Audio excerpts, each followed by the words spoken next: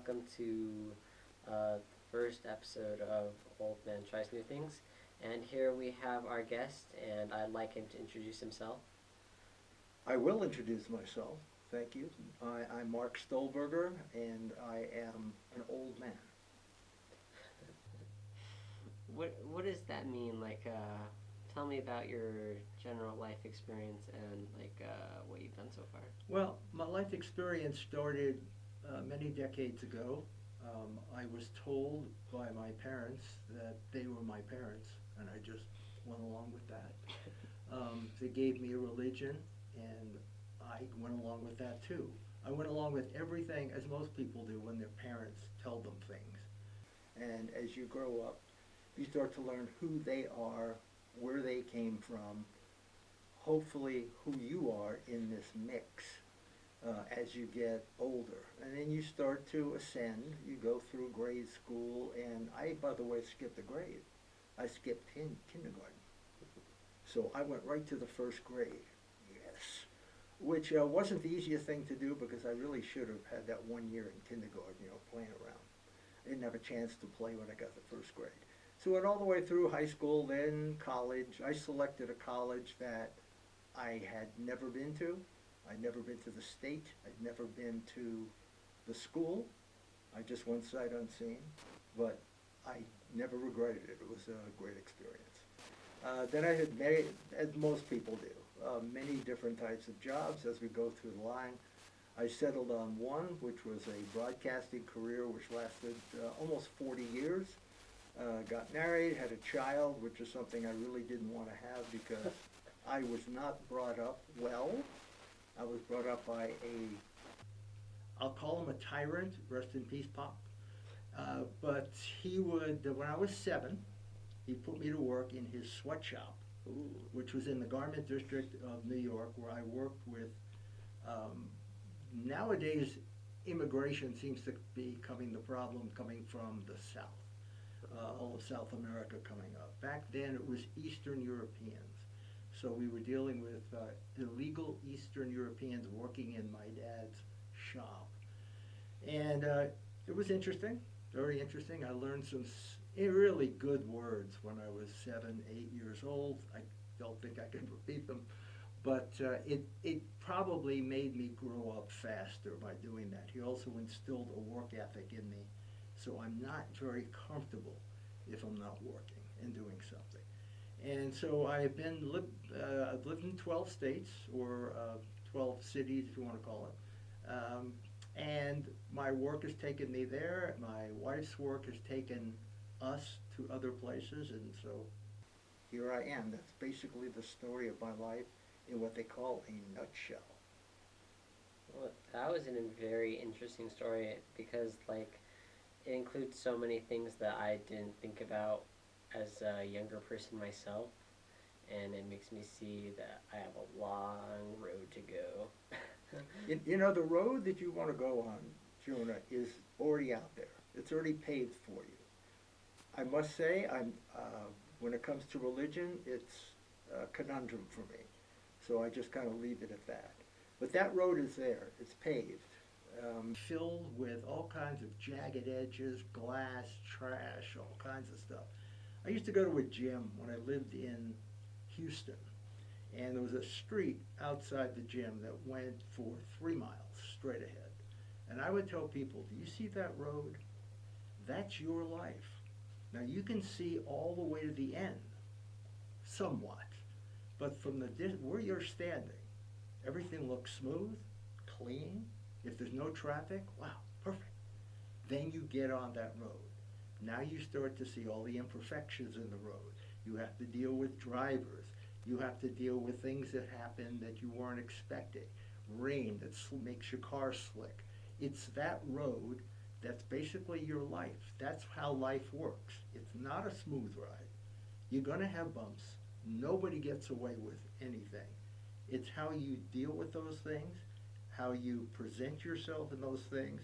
One of the great issues that we have in this world is failure. Failure leads to a lot of problems.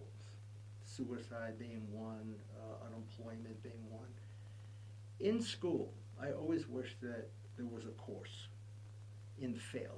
They always teach success.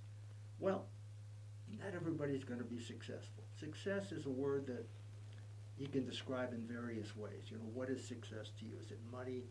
Is it family? Is it occupation? Is it just feeling good about yourself? Being a volunteer? Is that success for you?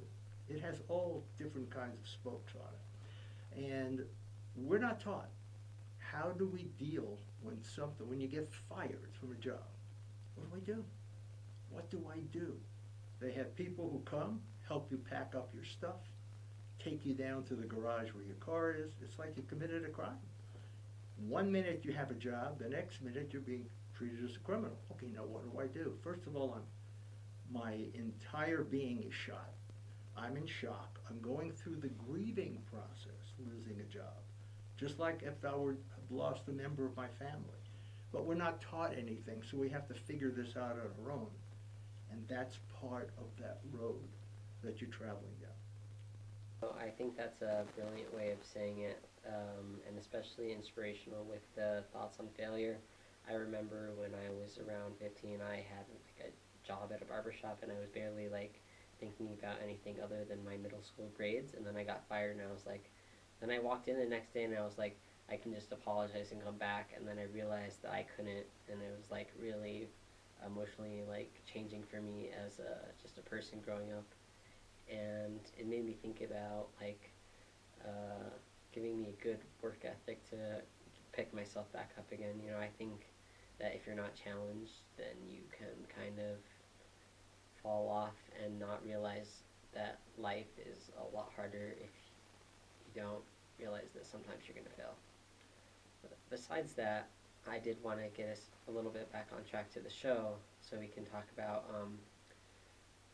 that even though you've had a long road now, there's a lot of new stuff that people have invented and created for the younger generations that you might have missed out on, or simply things that fell by the wayside during your long road. So I think that it would be really interesting to see you try some of those things, learn about some of those things, and show some of those things to our viewers so they can see if they're interested in them and if you're interested in them, because I know that there's probably a lot of stuff that you've been interested to try. So, absolutely. And by the way, that's part of the road, because all that new. See, I've always told people when I've asked, what are the changes, the biggest changes that you've seen in your life? I mean, I was born before television was really popular. I mean, it started to get bigger. My first TV was a 10-inch screen, which is probably about the size of the camera. Technology is what's changed. People have not changed. All the other ancillary things around people and technology, for me, hasn't changed. If you think of a change, and people always bring up, well, what about so-and-so? What about this? What about this?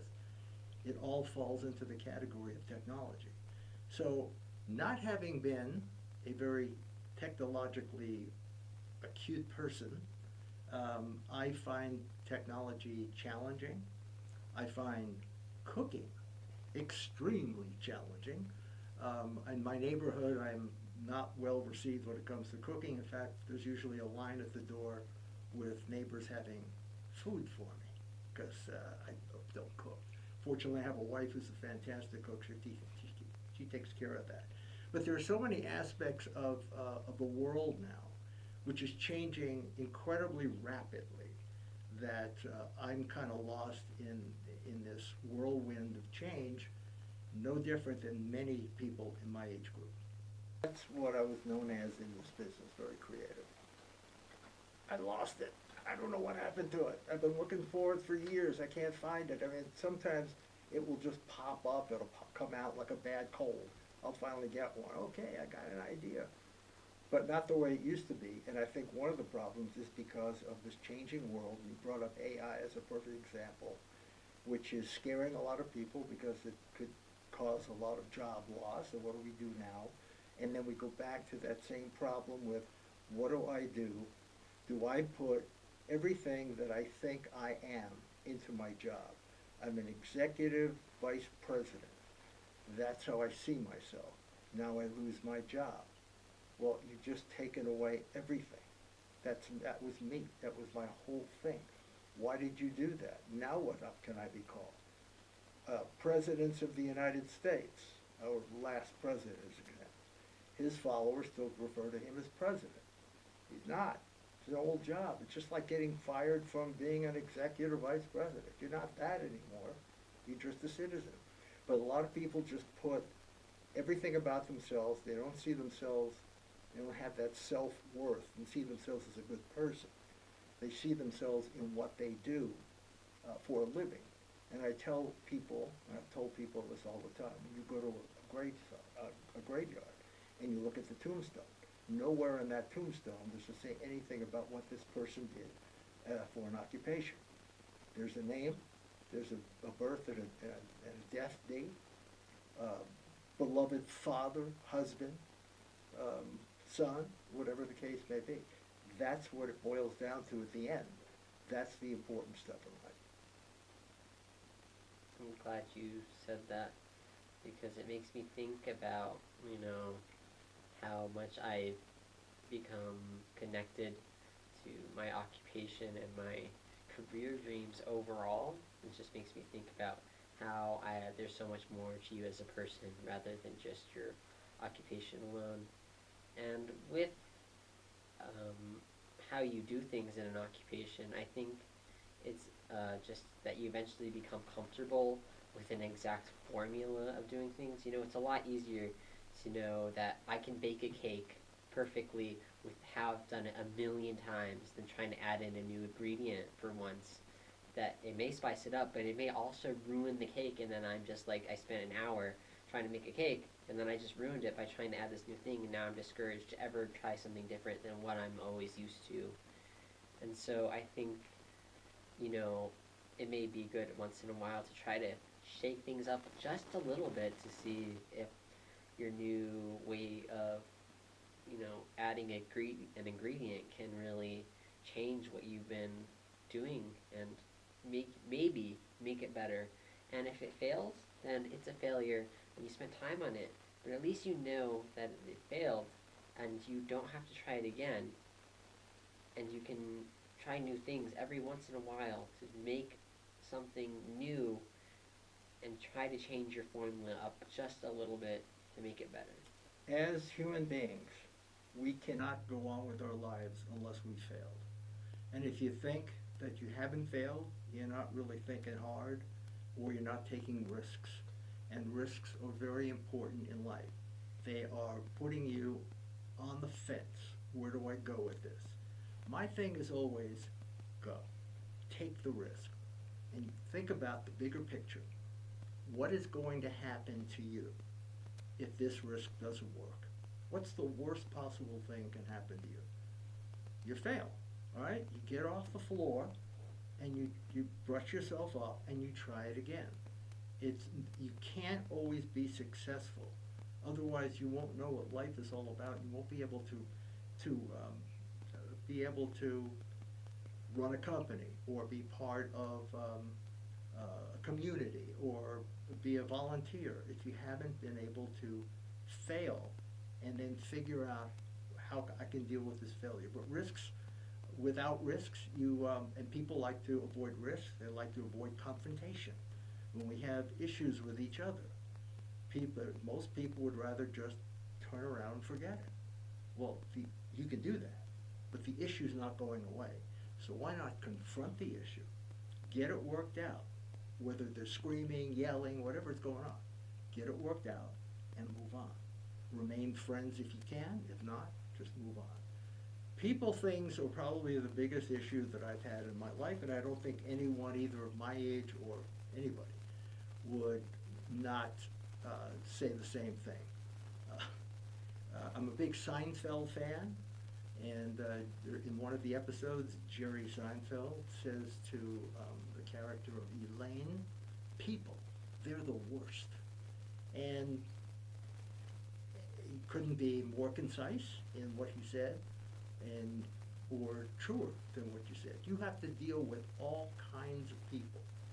And that's, in growing up, going down that road, that's what you're going to find. We are not all alike. There are all kinds of, and you've already experienced that, and it's going to get more interesting as you go along. People, how do I deal with people? It's probably another aspect of college that should be there, a people course. How am I going to deal with all the different types of personalities that I'm going to meet in my lifetime? There's no guidebook. Same thing with being a parent. There's really no guidebook because that book has nothing to do with your child. It has to do with the author's child. So you're raising your author's child and not your own. So I had my child, never read a book on taking care of babies. What I did with my kid when he hit 6 years old, I said to him, look, I have never been the father of a 6-year-old. I need your help. And every single year, to this day, I say the same thing. Now he's 30 years old, and I say the same thing. I have never been the father of a 30-year-old. Help me out. That's very true in the fact that, you know, if you're scared and you don't confront things, then you might never face them, and you just might, like, never be able to grow as a person. I know that when I'm confronted with change or something scary, my first instinct is to run away from it or try to stay on an easier path just to avoid it altogether. And if I had confronted that change, I may have gone to a better place than I am now and done new things that I have never done before. I know with college right now, I am very scared of going out of state like I have planned because it's just so new to me, and I know that, well, it's a better opportunity. It's just like such a big change for me, and I think that, you know, you really need to kind of sit down and really think about what you're doing and your choices and take risks that are you know, thought about for a long time and considered, but not run away from. And I think that gets us a little back onto our trying new things of the show, is that we want you to, of course, try some new things for the first time. So I want to know if you have a small bucket list of items, you know, that can be reasonably filmed within a short time span for the show. And Of a bucket list, I'm not a big bucket list fan where this stuff comes from, but I have never skydived ooh, or skydove. I don't know what it is, skydive. And I see, you know, people doing that. Skydive. You're skydiving with somebody attached to you that knows what they're doing. You're like a backpack. You know, you're like cargo that's coming down. But skydiving is kind of interesting. I brought up bowling the other day because bowling has been around since I was a child. It's been there forever. But nowadays, even bowling has changed. I can't walk into a bowling alley and understand what I'm looking at anymore. They put the scores up, which we used to do manually. We used to write the scores down. Now it's up on a board. I can't follow. What are you doing? I can't follow this stuff. There are bumpers in the gutter. What are you doing? Again, we're talking about failure. Why don't you take what's ever covering the gutter out, take the bumpers out, and let people roll the ball into the gutter? Failure. How am I going to correct that? But no, they roll it, ball hits the bumper, and somehow starts to go straight and knocks all the pins down. Well, what does that say? Failure is actually my success. No, it shouldn't be that way. Get the bumpers out. Yeah, that's for little kids. Exactly. That's what we're talking about. Teach the kids, even though they can hardly hold the ball and then they throw it with two hands, teach the kids that it's okay to throw the ball in the gutter. Most people do at some point. You know, you're not professionals. You watch TV, you see these professional guys. You're not like that. You're not going to have scores like that. You can barely make 100. If you do, that's a successful day. But, I mean, that's something. Picking up trash. We have an enormous problem in this world, in the waters, in this city. Pick up trash. Right? It's not the easiest thing to do. It is a community service. It's a selfish service. But it's amazing, and I've done this. I do the trash pickup in my neighborhood. It is amazing the response you get from people stopping their cars, giving me gifts, giving me money. I'm not taking your money. You want to give me a gift, that's fine. I mean, if it's applicable to what I'm doing, like bags or whatever, that's fine. I don't ask any questions. I don't wait for somebody to help me. I just go out and I do it. Why? Because it's personal. Don't. This is a beautiful part of the world that we live in, and to see how people just don't seem to care bothers me. So that's something that I find attractive. Any kind of volunteer work, where it comes to just helping people, um, reading to them, um, just wherever I can be. When I was living in Houston, twice a week, I'd go to Children's Cancer Hospital, and we would work with the kids doing arts and crafts and all kinds of other stuff. And that was in conjunction with the Houston Astros baseball team too. So I was there as a volunteer, went to did a lot of things. But if you have a complaint in your life, and I've told this to people again, that's one of my favorite phrases I get. I've told this to people, but I have. You have a complaint? I'm going to take you up to the 9th floor of MD Anderson's Cancer Center in Houston. And I want you to see these kids. And when you get finished seeing these kids, I don't care how long you spend there, half hour, hour. You come out, you tell me about your complaint again. What's your life's complaint? What's your problem? Your shoelace busted? Somebody rear-ended you? There's a little scratch?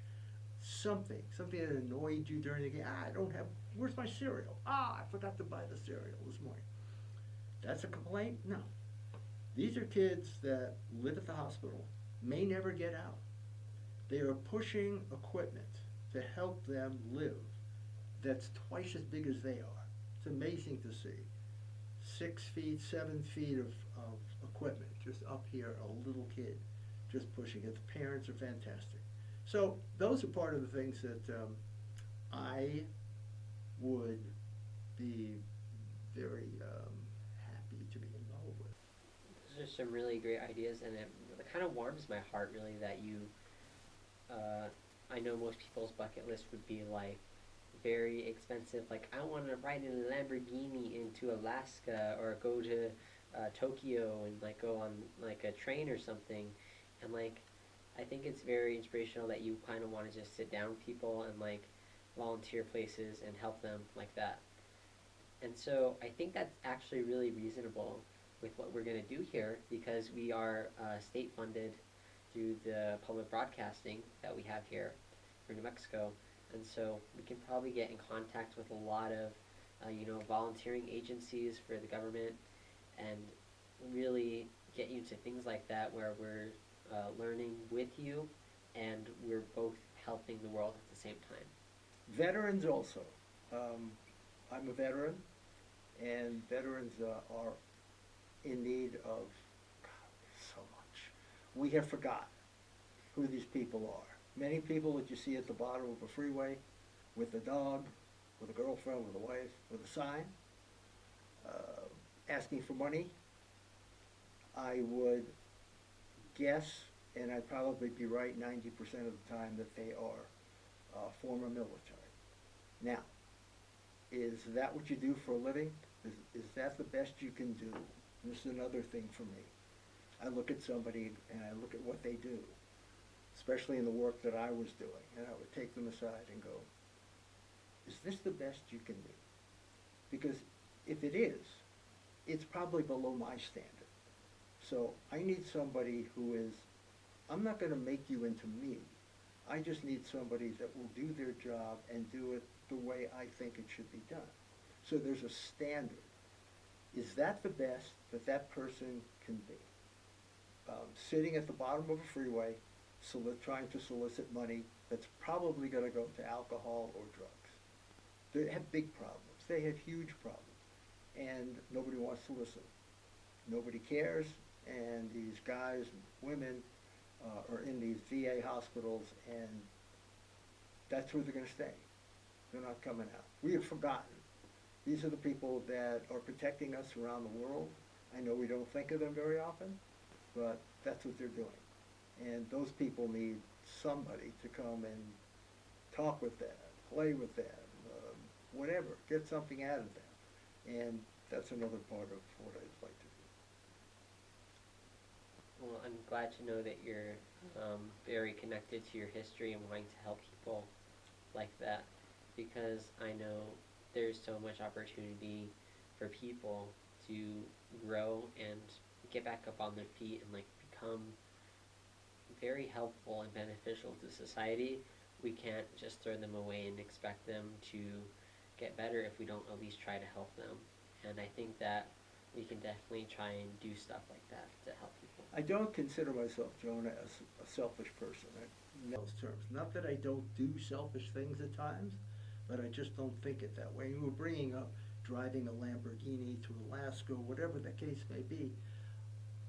That's something that lasts for a brief moment in your life, and then you put it away. What did that get you?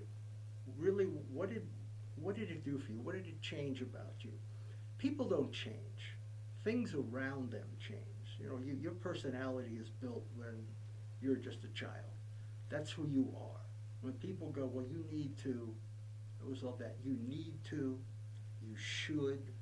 No, you think I need to. You think I should. I don't think I need that. You know, I was in therapy, psychotherapy, when I was 19 years old. Great parenting, by the way. And when the psychologist asked me about myself, I went through my 19 years, and he looks at me and goes, you really know yourself. He said, why are you here? Because usually it takes a while to break somebody down. I'm always very honest with myself. I see myself, I know my limitations, I know my strengths, I know my weaknesses. I try to strengthen my weaknesses as much as I can. Maybe I can, maybe I can't. But I'm more about helping somebody else rather than try to satisfy some kind of part of the bucket list that, I mean, really, what is it going to get me? If I drive to Alaska in a Lamborghini, what am I getting out of that? I got to drive it back, right? The fun's gone now. Now it's a chore. So I would prefer to just see if I can elicit some kind of response from people, help where it's needed, and be part of the solution, not part of the problem.